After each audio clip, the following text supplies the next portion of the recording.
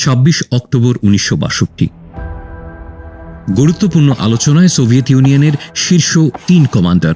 আলোচনার বিষয় মার্কিন নেভির ডেপথ চার্জের প্রতিক্রিয়ায় সোভিয়েত ইউনিয়ন পারমাণবিক হামলা চালাবে কিনা।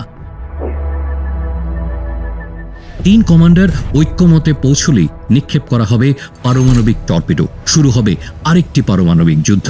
পৃথিবীর মানুষ সাক্ষী হবে আরেক ভয়াবহতার।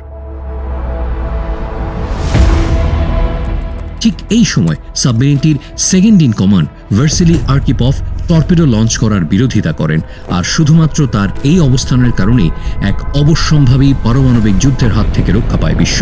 কেননা তৎকালীন কিউবান মিসাইল সংকটকে কেন্দ্র করে 2 পরাশক্তি মার্কিন যুক্তরাষ্ট্র ও সোভিয়েত ইউনিয়ন যুদ্ধের জন্য পূর্ণভাবে প্রস্তুত ছিল।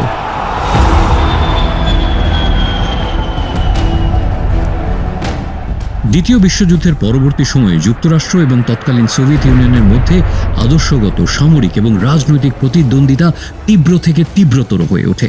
সোভিয়েত ইউনিয়ন ও মার্কিন যুক্তরাষ্ট্র বিশ্বব্যাপী প্রভাব বিস্তারে তখন সচেষ্ট। দেশ দুটি বিশ্বের বিভিন্ন দেশকে নিজেদের বলয়ে নিয়ে আসার চেষ্টা চালাচ্ছে এবং সমরাস্ত্র ও প্রযুক্তিগত দিক থেকে একে অপরকে ছাড়িয়ে যাওয়ার প্রতিযোগিতায় লিপ্ত হয়ে আছে।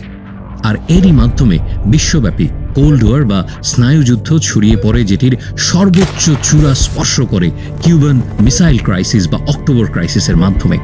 ইতিহাসে এই পরিস্থিতিকে মূলত 1962 সালের অক্টোবরে মার্কিন ভূখণ্ড থেকে মাত্র 90 মাইল দূরে কিউবায় সোভিয়েত ইউনিয়নের পারমাণবিক ক্ষেপণাস্ত্র স্থাপনকে কেন্দ্র করে সংঘটিত টান টান উত্তেজনাপূর্ণ জটিল ঘটনাবহুল 13 দিনব্যাপী সংকটকে বোঝায়।